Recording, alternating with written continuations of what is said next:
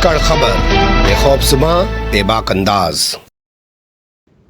धाकड़ खबर के news room से मैं आपके साथ हूं अकरम रईस खान। कई दिनों बाद आपके सामने धाकड़ खबर पर हाजिर हो रहा हूं, क्योंकि धाकड़ समाचार पर काम करना पड़ रहा था, क्योंकि 2019 की तरह 2024 से पहले फिर से एक बार धाकड़ खबर को टारगेट किया जा रहा है, हैक करने का प्रयास किया जा रहा है। यह आपको इसलिए बताया जा रहा है ताकि अगर यहां से फिर गायब हो जाएं तो आप लोग धाकड़ समाचार पर हमें सर्च कर लें।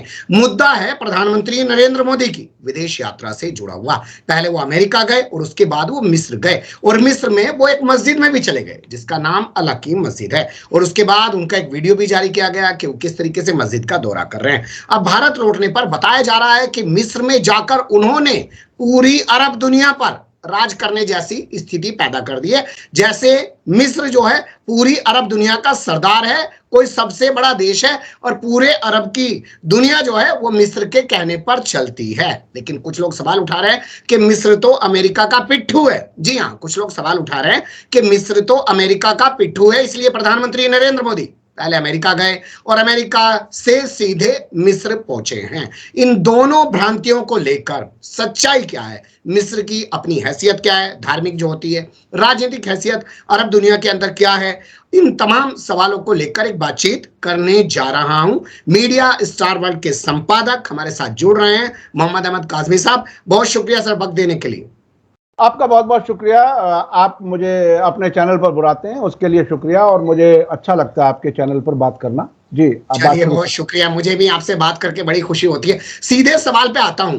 मिस्र की अगर पहले हम धार्मिक हैसियत की बात करें तो एक अल अजहरी यूनिवर्सिटी के अलावा वहां पे कोई खास चीज है क्या? वहां देखिए, वो जो पिरामिड्स का जिक्र होता है, एक लंबी तारीख है, और जो फिरऔन की जो कहानी हमें कुरान में भी मिलती है, और एक बड़ी पुरानी सिविलाइजेशन है, इसमें कोई शक नहीं है। और दरियाए नील का जिक्र कुरान में और हदीसों में भी जिक्र होता है। तो वो इलाका है क्योंकि बिल्कुल सऊदी अरब के और उसके बीच में सिर्फ एक रेड सी जिसे कहते हैं वो है, और बहुत ही नजदीक है। इसके साथ साथ नॉन अलाइन्ड मूवमेंट को कायम करने में भारत के प्रधानमंत्री उस जमाने के जवाहरलाल नेहरू और वहां के बनी सद्र और टीटो और कई और चार मुल्कों के बड़े लीडर थे जिन्होंने नॉन अलाइन्ड मूवमेंट शुरू किया था। और उसका मकसद ये था कि ना हम सोवियत यूनियन की तरफ, ना ही अमेरिका की तरफ, बल्कि हम धर्म, जो वो कहते हैं पक्ष निरपेक्ष, जिसको नॉन अलाइन कहते हैं, वो एक मूवमेंट चला, और उसने बड़ा काम किया। अफ्रीका के बहुत से मुल्कों को अंग्रेजों की कॉलोनी से आजाद कराया। तो वो एक पर्सपेक्टिव है, बहुत ही अहम मुल्क है, उसमें कोई शक नहीं है। जी ठीक है, आपने बताया कि धार्मिक होने के साथ साथ भारत का मिस्र से क्या लंबे समय से जुड़ा रहा है, लेकिन मैं अपने सवाल पर फिर वापस आना चाहता हूं। जैसी इमेज धार्मिक तौर पर ईरान की है, जैसी इमेज सऊदी अरब की है, इराक की है, और तमाम देशों की है, तुर्की में भी आजकल धर्म के आधार पर रजब तैयब एर्दोगान उभरने की कोशिश कर रहे हैं और अपने आप को एक हीरो के तौर पर, मुस्लिमों के हीरो के तौर पर पेश करने का प्रयास कर रहे हैं। क्या आपको कभी लगता है मिस्र में या वर्तमान समय में ऐसा कुछ होता हुआ दिखाई दिया?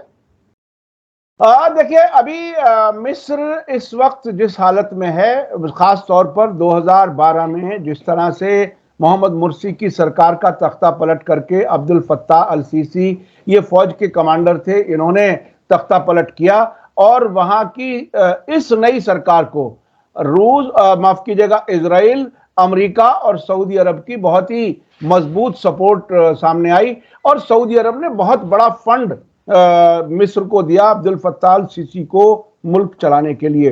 तो ये और इसमें एक चीज और है इसकी बैकग्राउंड में, कि चूंकि अब्दुल फत्ताह अल सीसी अखवानुल मुस्लिमीन, जिसे अंग्रेजी में मुस्लिम ब्रदरहुड कहा जाता है, उसके वो लीडर थे, और सऊदी अरब और इस गल्फ के मुल्कों में, खासतौर पर यूएई, सऊदी अरब वगैरह में अखवानुल मुस्लिमीन को एक दुश्मन के तौर पर देखा जाता है। इसलिए वो सरकार का तख्ता पलट कराने में सऊदी अरब का, इजराइल का, अमेरिका का हाथ था, और उन्हीं की सपोर्ट से ये फौजी तख्ता पलट हुआ था।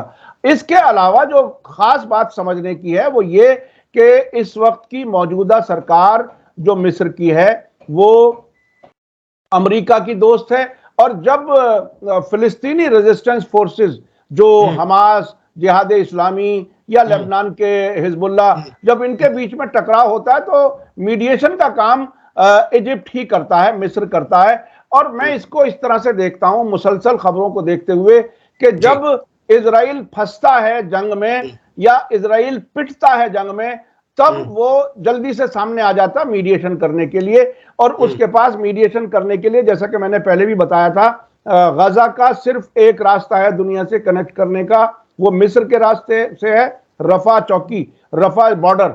वो अगर बंद हो जाए तो गजा के लिए जिंदगी और मुश्किल हो जाती है, तो शायद उसकी वजह से वो मीडिएशन कराने में कामयाब भी हो जाता है। तो इस तरह की सूरत हाल है। जी, आपने सही बताया कि मिस्र की क्या राजनीतिक हैसियत है, वो सिर्फ एक पिट्ठू सा नजर आता है अमेरिका और इजराइल का। लेकिन इस सवाल पर आगे जाने की कोशिश करेंगे, वापिस अपने उसी सवाल पर आते हैं। अल अजहर यूनिवर्सिटी जो है उसकी वजह से तो मिस्र की एक बड़ी धार्मिक हैसियत है ही ना, इससे तो आप इनकार नहीं कर सकते। बिल्कुल बिल्कुल, वो दुनिया भर से वहां पर पढ़ने के लिए लोग जाते रहे हैं और वहां से पढ़ करके बहुत बड़े उलमा, हमारे यहाँ जो दारुल उलूम देवबंद है या और जो यहाँ पर दारुल उलूम हैं, मदरसे हैं बड़े बड़े, उनके अक्सर जो बड़े उलमा हैं वो वहां से पढ़कर आए हैं। वो एक हैसियत है दुनिया भर में रिलीजियस जो तालीम है। अगर शिया लोगों का मरकज मजहबी तालीम के हिसाब से इराक और ईरान है, इसी तरह से सुन्नी हजरात का एक बड़ा मरकज तालीम का वो मिस्र है और सऊदी अरब है। आमतौर पर आपने बहुत से लोगों के नाम के साथ मदनी देखा होगा, तो वो मदीना से पढ़ करके आते हैं इसलिए। तो इसी तरह से वो मिस्र में काहिरा में एक बड़ी यूनिवर्सिटी है। और आज भी जब कभी सरकार कोई बात नहीं कहना चाहती तो वहां के जो वाइस चांसलर हैं उनके जरिए कुछ बयानात दिए जाते हैं, वो उसकी अहमियत आज भी काफी बड़ी है। ठीक, क्या उसी अहमियत के आधार पर अगर बात की जाए तो क्या हम ये मान सकते हैं कि मिस्र की आवाज को तमाम अरब ममालिक सुनते हैं, या कोई ऐसी चीज कभी आपके सामने आई हो कि अरब ममालिक के बीच कोई विवाद चल रहा है और मिस्र ने उसमें कोई अपनी अहम भूमिका निभाई हो? इस वक्त ऐसा नहीं है। इस वक्त तो एक खास इशारे पर काम होता है। मिसाल के तौर पर लीबिया वाले मामले में तुर्की और मिस्र बिल्कुल अलग अलग नजर आते हैं। इसी तरह से तुर्की के बिल्कुल मुकाबले में सऊदी अरब और मिस्र लीबिया में नजर आते हैं। तो कई ऐसे इश्यूज हैं जिनमें इख्तलाफात हैं, लेकिन इस वक्त की मौजूदा सरकार में सऊदी अरब और मिस्र में बहुत अच्छी ट्यूनिंग है, बहुत अच्छे ताल्लुकात हैं। लेकिन हाँ, ये बात मानने की है कि मिस्र के लोगों की राय अगर जाननी हो तो मिस्र ने लंबे अरसे के बाद पहला इलेक्शन कोई जो हुआ था डेमोक्रेटिक इलेक्शन, वो 2011 के जो स्प्रिंग वाला, जिसे अरब स्प्रिंग कहा गया था, उस वक्त हुआ था। और उसमें अखवानुल मुस्लिमीन के मोहम्मद मुर्सी प्रेसिडेंट बने थे, जिनको सिर्फ 1 साल हुकूमत करने दी और उनकी हुकूमत गिरा दी गई। उनकी पसंद क्या थी? वो वहां की आवाम की पसंद के तौर पर, चूंकि डेमोक्रेटिकली इलेक्टेड थे, वो ये देखी जा सकती है कि वो ईरान से ताल्लुकात बेहतर करना चाहते थे। यानी वो अमेरिका और इजराइल के इशारे पर अपना मुल्क नहीं चलाना चाहते थे। इसी की वजह से उनकी सरकार गिरा दी गई और बाद में उनकी जेल में मौत भी हुई, और क्या क्या हुआ वो सारी चीजें हमारे सामने। क्या इस जो प्रधानमंत्री नरेंद्र मोदी का मिस्र में दौरा हुआ है उसे ऐसे भी देखा और समझा जा सकता है कि अमेरिका के ताल्लुकात अब सऊदी से वैसे नहीं रहे हैं क्योंकि चाइना की वहां पे एंट्री हो चुकी है? तो क्या अब मिस्र में भारतीय प्रधानमंत्री का दौरा करवाकर मिस्र के जरिए, या ये कहें कि प्रधानमंत्री नरेंद्र मोदी के जरिए, जो अमेरिका है वो सऊदी हुकूमत से अपने ताल्लुकात बेहतर करने की कोशिश कर रहा है क्या? देखिए, वो कोशिश हर तरह से करेंगे। अभी पिछले 1 महीने के अंदर 2 बड़ी विजिट हुई हैं। National security adviser Jack Sullivan और एंटनी ब्लिंकन, अमेरिका के फॉरेन मिनिस्टर, सऊदी अरब आए हैं और उन्होंने ये कहने की कोशिश की है, नंबर 1, आप इजराइल से ताल्लुकात बेहतर कर लो। नंबर 2, हम आपके साथ खड़े हैं, आप बिल्कुल फिक्र मत करो, जैसे पहले ताल्लुकात थे हम उसी तरह के ताल्लुकात चाहते हैं। लेकिन उसके बावजूद सऊदी अरब ने यह कहा कि जब तक फिलिस्तीन का मसला हल नहीं होता हम ताल्लुकात नॉर्मल नहीं कर सकते। और साथ साथ वो उन्होंने बाकायदा ब्राजील के प्रेसिडेंट को भी उसी वक्त बुलाया जिस वक्त एंटनी ब्लिंकन थे, और उसी वक्त उसी वक्त सऊदी अरब के क्राउन प्रिंस ने, मोहम्मद बिन सलमान ने, उसी दिन जब वो रियाद में थे तो रूस के प्रेसिडेंट व्लादिमीर पुतिन से भी फोन पर बात की। तो सऊदी अरब ये दिखा रहा है, बता रहा है बार बार कि हम इंडिपेंडेंट सोचेंगे, हम आपके कहने पर मुल्क को नहीं चलाएंगे, और पड़ोसी मुल्कों के साथ मिलकर के, जिसमें ईरान काफी इंपॉर्टेंट है, उनके साथ मिलकर के खाड़ी की सिक्योरिटी का इंतजाम हम करेंगे, हम अमेरिका पर डिपेंड नहीं रहेंगे। ये मैसेज खुल करके दे रहा है इस वक्त सऊदी अरब।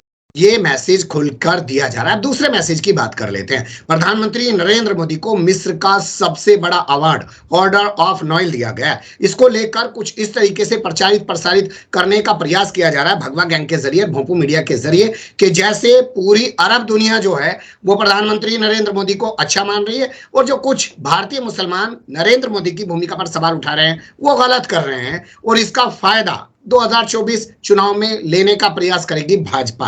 क्या ये मैसेज देने का प्रयास किया जा रहा है? देखिए, ये पूरा मैसेज देने की कोशिश हो रही है कि भारत में मुसलमान किसी तरह से बीजेपी की तरफ आ जाएं, और वो मिस्र का, देखिए बड़ी अजीब बात है कि जब वो दिल्ली में बैठे हों, प्रधानमंत्री जी प्राइम मिनिस्टर की कुर्सी पर बैठे हों, तब मुसलमानों की मॉब लिंचिंग हो जाए, एक बयान ना आए।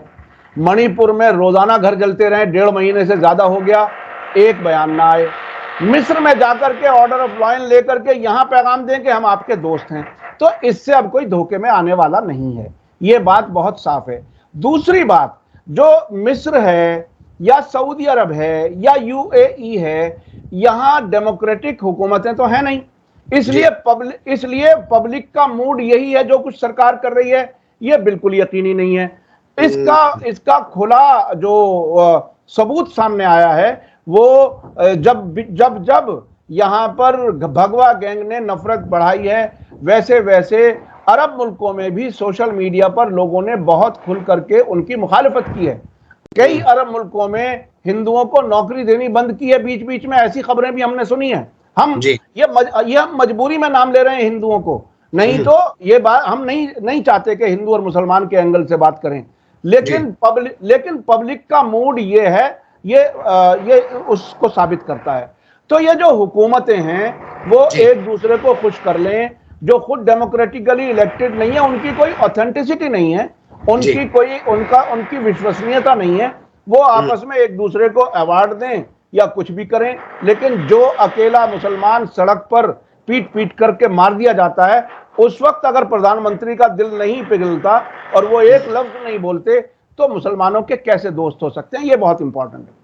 बिल्कुल सही आपने कहा कि हुकूमत में एक दूसरे को बुला लें, खूब नाश्ते पानी करा लें और बड़े बड़े लंच और डिनर करा लें, एजाज भी एक दूसरे को देने, इससे कोई फर्क नहीं पड़ेगा, क्योंकि भारतीय मुसलमान अपनी समस्या को, अपनी उलझन को अपने तरीके से देखना चाहता है। वो सिर्फ इस बात से खुश होना नहीं चाहता है कि अरब की दुनिया में किसी मस्जिद में चले गए और यहाँ गाजियाबाद में अगर अपने घर के अंदर, अपने ऑफिस के अंदर मौलाना शौकत नमाज पढ़ लेते हैं तो पुलिस गिरफ्तार करके जेल में डाल देती है। इसका जवाब तो आने वाले 2024 के चुनाव में दिया ही जाएगा। हिंदू वोट खिसक रहा है, मुसलमानों को डराकर अपने साथ लाने का जो प्रयास किया जा रहा है, इसमें कितना कामयाब होगी बीजेपी आने वाला वक्त बताएगा। आप बने रहिएगा धाकड़ खबर के साथ। अभी के लिए बहुत शुक्रिया। Thank you very much.